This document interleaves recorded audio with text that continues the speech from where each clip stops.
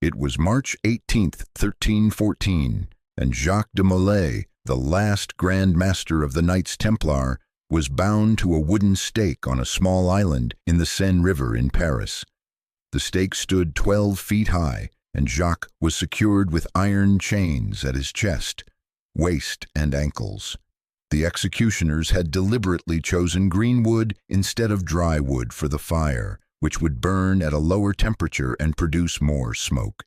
The fire was lit at approximately 2 p.m., and the flames reached Jacques' feet within minutes. Green wood burns at approximately 800 degrees Fahrenheit, rather than the 1,400 degrees of dry wood, which meant the burning process would take significantly longer. The lower temperature kept Jacques conscious for an extended period. The smoke from the green wood made breathing difficult, but the flames were not hot enough to cause immediate death. After 2 hours, Jacques finally died from the combined effects of burns and smoke inhalation. It was October 25th, 1415, and French knight Charles d'Albret led approximately 12,000 armored men across a muddy field near Agincourt.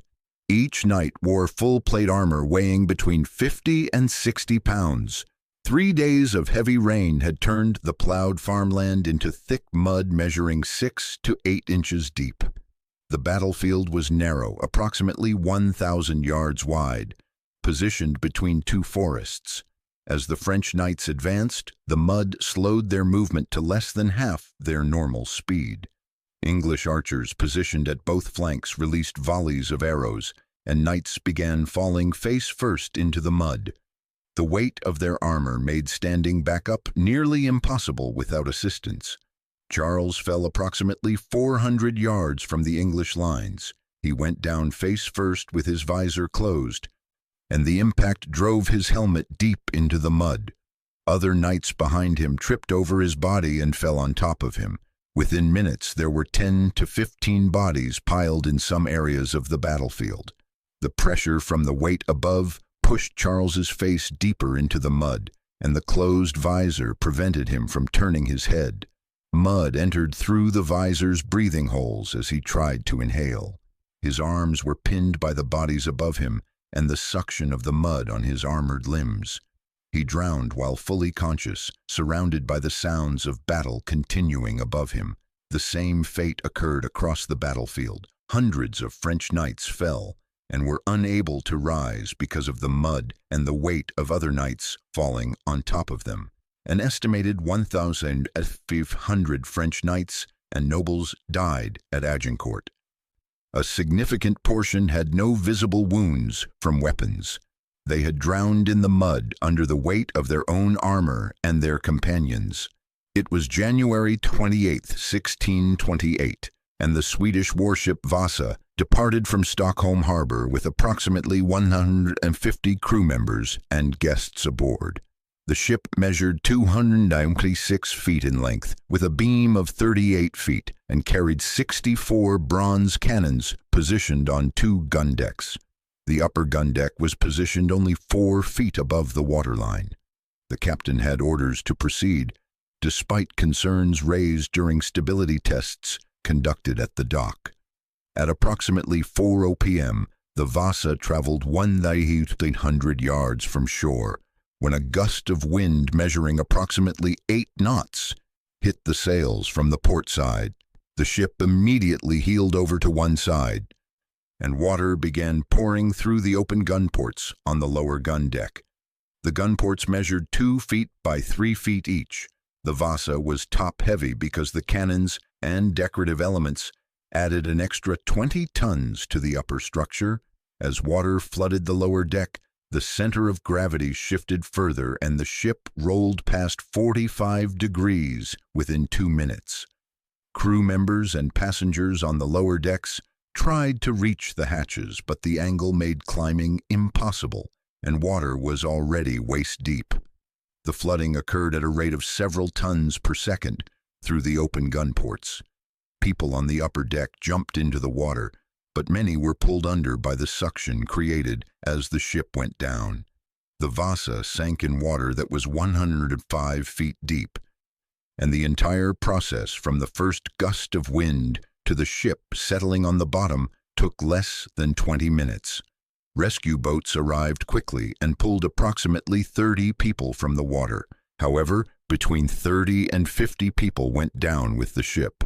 Many drowned in the flooding gun decks, trapped by the extreme angle and the rushing water, pressing them against walls and equipment. Others were trapped in their cabins as the ship rolled. When the Vasa was raised in 1961, several crew members were found near the hatches where they had tried to escape. It was September 13, 1860, and 23 workers operated steam-powered machinery at the Pemberton Mill in Lawrence, Massachusetts. The mill was a 5-story brick structure measuring 280 feet long and 84 feet wide. The building was supported by cast iron columns that were hollow tubes, measuring 10 inches in diameter with walls only half an inch thick. Each floor held machinery weighing approximately 50 tons, and the constant vibrations created stress on the support columns. Most workers were women and children working 12-hour shifts. At approximately 4:45 p.m., one column on the first floor buckled. The failure of the first column redistributed weight to adjacent columns, and within seconds, multiple columns on the first floor gave way simultaneously. The entire 5-story structure collapsed straight down in less than 30 seconds. Each floor pancaked onto the one below. Workers on the upper floors had no warning. Heavy machinery weighing several hundred pounds crashed through each level, crushing anyone in its path. The looms and spinning machines became projectiles as they fell through the collapsing floors. The collapse created a debris pile measuring approximately 30 feet high at its peak. Workers were buried under broken wooden beams, twisted machinery, and brick rubble. Some victims were driven 15 to 20 feet below the surface by the force of the collapse. Rescuers arrived within minutes and began digging through the wreckage by hand. They heard screams coming from multiple locations within the pile, but extracting victims was difficult because machinery pinned them down. After several hours of rescue work, a fire broke out. The machinery's oil reservoirs had ruptured during the collapse, and lanterns used by rescuers ignited the spilled oil. The fire spread rapidly through the wooden debris. Rescuers tried to reach trapped workers before the flames did, but the fire moved faster than they could dig. Workers who had survived the collapse were now trapped with fire spreading toward them. Many were pinned by machinery and could not free themselves. The fire burned for several hours, and workers who had been calling for help gradually fell silent. A total of 145 workers died. Approximately 90 were killed in the initial collapse, and an estimated 55 more survived the collapse but died in the fire. It was May 6, 1937, and the German airship Hindenburg approached Naval Air Station Lakehurst in New Jersey with 97 people aboard. The airship measured 804 feet in length and had a diameter of 135 feet. It was filled with approximately 7 million cubic feet of hydrogen gas contained in 16 separate cells. At 7:21 p.m., the ground crew grabbed the landing ropes that had been dropped from the bow. The Hindenburg was at an altitude of approximately 200 feet. Weather conditions included light rain and electrical activity in the atmosphere. At 7:25 p.m., witnesses on the ground noticed a small flame near the tail section at the top of the ship near gas cell number 4. Within 2 seconds, the flame grew into a massive fire. The hydrogen gas ignited in a chain reaction as each cell ruptured. The fire spread forward at approximately 30 feet per second, and the entire 804-foot airship was engulfed in flames in less than 34 seconds. The heat from burning hydrogen reached temperatures of approximately 3,000 degrees Fahrenheit. The aluminum framework began to melt and collapse. Passengers and crew had almost no time to react. The tail section dropped first as the gas cells there burned out, and the ship's angle became steeper. People inside tried to reach exits, but the ship was tilting at severe angles. Some jumped from windows before the ship hit the ground, falling from heights up to 150 feet. Others waited until the ship was closer to the ground, but by then flames had spread throughout the interior. When the framework hit the ground, it collapsed into a burning heap. The diesel fuel stored in the engine gondolas ignited. People trapped inside were surrounded by flames. Ground crew members and naval personnel rushed into the fire to pull out survivors. The heat was so intense that aluminum framework melted into pools in some areas. Of the 97 people aboard, 35 died, including 13 passengers and 22 crew members. One member of the ground crew also died, bringing the total to 36. Many victims died from burns rather than impact. It was August 21, 1945, and physicist Harry Daghlian worked alone at the Omega Site Laboratory in Los Alamos, New Mexico. He was conducting experiments with a plutonium core measuring 3.5 inches in diameter and weighing 14 pounds. The experiment involved stacking tungsten carbide bricks around the core to reflect neutrons and bring it close to criticality. Safety protocols specified this work should never be done alone, but Harry had decided to work after hours. He carefully placed bricks one by one, monitoring neutron counts. Each brick brought the assembly closer to critical mass. At approximately 9:55 p.m., Harry held the final brick directly over the center of the assembly. His instruments showed the neutron count rising rapidly.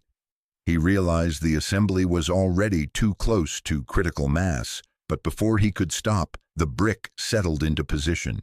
The plutonium core went supercritical immediately, and a bright blue flash filled the room.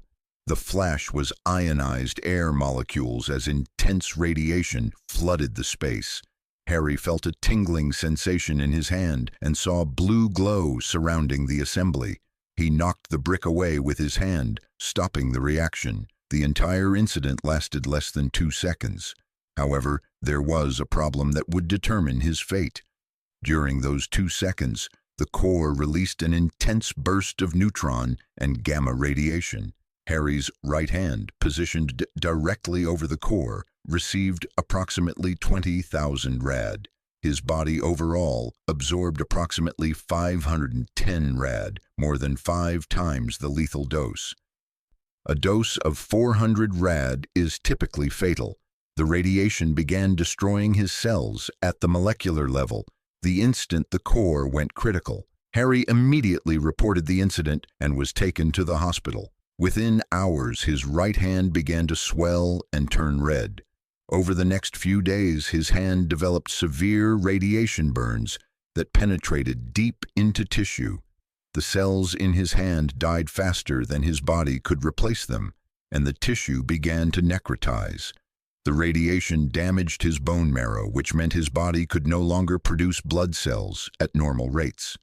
His immune system started to fail as his white blood cell count dropped to nearly 0. After 9 days, the tissue in Harry's hand had turned black and was separating from underlying structures. He experienced severe nausea, vomiting, and internal bleeding as his digestive tract lining broke down. His body was falling apart at the cellular level. Harry remained conscious and lucid for most of this time, fully aware of what was happening. On August 30th, 1945, 25 days after the accident, Harry died from acute radiation syndrome. He was 24 years old. It was July 17, 1996, and Trans World Airlines Flight 800 climbed to cruising altitude after departing John F. Kennedy International Airport with 230 people aboard. The aircraft was a Boeing 747-100 bound for Paris. The flight departed at 8:19 p.m. The crew consisted of 18 members, and there were 212 passengers. At 8:31 p.m., when the aircraft reached 1,360 feet, approximately 8 miles south of East Moriches, New York, the center wing fuel tank exploded. The tank was located between the wings in the central fuselage and had a capacity of 13,000 gallons. At the time of explosion, it contained approximately 50 gallons of fuel, but the remaining space was filled with fuel vapor mixed with air. The vapor had been heated by the air conditioning system running beneath the tank, raising the temperature to approximately 127 degrees Fahrenheit. The explosion was instantaneous. The force measured several tons of TNT equivalent and destroyed the structural integrity of the aircraft's center section. The nose section, including the cockpit and first-class cabin, separated immediately. The pilots and 17 passengers in the forward cabin were killed instantly as their section broke off at nearly 14,000 feet. The nose section fell toward the Atlantic Ocean below. Meanwhile, the remaining fuselage continued upward for several seconds because of forward momentum and engine thrust. The aircraft climbed to approximately 15,500 feet before aerodynamic forces caused it to pitch nose down. During this climb, passengers in the rear section were exposed to rapid decompression and extreme forces. Cabin pressure dropped to near vacuum in less than 2 seconds. The temperature dropped to approximately -70 degrees Fahrenheit almost instantly. As the main fuselage began falling, it broke into several pieces. The wing section separated, and the fuselage fractured into multiple segments. Passengers strapped in their seats fell from altitudes exceeding 13,000 feet. The fall lasted approximately 42 seconds. During descent, passengers who remained conscious experienced hypoxia, extreme cold, and free fall. Some were ejected as the aircraft broke apart. Others remained strapped in their seats as sections tumbled downward. The wreckage impacted the Atlantic Ocean at speeds exceeding 300 miles per hour. The force of impact was equivalent to hitting concrete. The ocean was approximately 120 feet deep at the impact site, and debris scattered across an area measuring 4 miles by 3 miles. Coast Guard vessels and rescue helicopters arrived within 20 minutes, but there were no survivors. All 230 people aboard died. Recovery operations lasted for months, and investigators recovered approximately 95% of the wreckage from the ocean floor. It was February 1st, 2003, and Space Shuttle Columbia began re-entry into Earth's atmosphere after completing a 16-day mission. The shuttle carried 7 crew members, Commander Rick Husband, pilot William McCool, and mission specialists David Brown, Kalpana Chawla, Laurel Clark, Michael Anderson, and Israeli astronaut Ilan Ramon. During launch on January 16th, a piece of foam insulation measuring approximately 24 inches by 20 inches broke off from the external fuel tank and struck the leading edge of the left wing at approximately 545 miles per hour. The foam strike created a hole measuring between 6 and 10 inches in the reinforced carbon-carbon panel. This material was designed to withstand temperatures up to 3,000 degrees Fahrenheit, but the hole compromised its integrity. Mission Control reviewed footage but concluded it posed no safety threat. Re-entry began at 400,000 feet, traveling at 17,500 miles per hour. At 8:53 a.m., as Columbia descended through 243,000 feet over the Pacific Ocean, superheated plasma at temperatures exceeding 3,000 degrees began entering the breach in the left wing. The plasma was created by atmospheric friction and would normally be deflected by the heat shield. Instead, it flowed into the wing's interior, melting aluminum components and destroying systems. The crew had no indication anything was wrong. Control systems responded normally, and they were in communication with Mission Control. However, sensors in the left wing began failing one by one as heat destroyed them. At 8:54 a.m., 4 temperature sensors in the left wheel well stopped transmitting. By 8:58 a.m., additional sensors had failed, and tire pressure readings from the left landing gear showed unusual fluctuations before going offline. The heat spread through the wing structure, melting the aluminum frame from inside. At 8:59 a.m., when Columbia was over California at 231,000 feet, Mission Control noticed the sensor failures and attempted to alert the crew. Commander Husband began to respond, but his transmission was cut off. At that moment, superheated air had burned through enough of the wing's internal structure that aerodynamic forces began tearing the shuttle apart. The left wing separated first, causing the shuttle to yaw violently. The forces exceeded design limits, and the vehicle broke into multiple pieces within seconds. The crew cabin separated as a relatively intact unit, but was subjected to extreme aerodynamic forces and deceleration exceeding 20 Gs. The crew members were strapped in their seats as the cabin tumbled through the sky at hypersonic speeds. The cabin broke apart during descent, and debris scattered across Texas and Louisiana along a path measuring approximately 250 miles. The crew died from trauma from the breakup, extreme deceleration, depressurization, and hypoxia. All 7 astronauts were killed.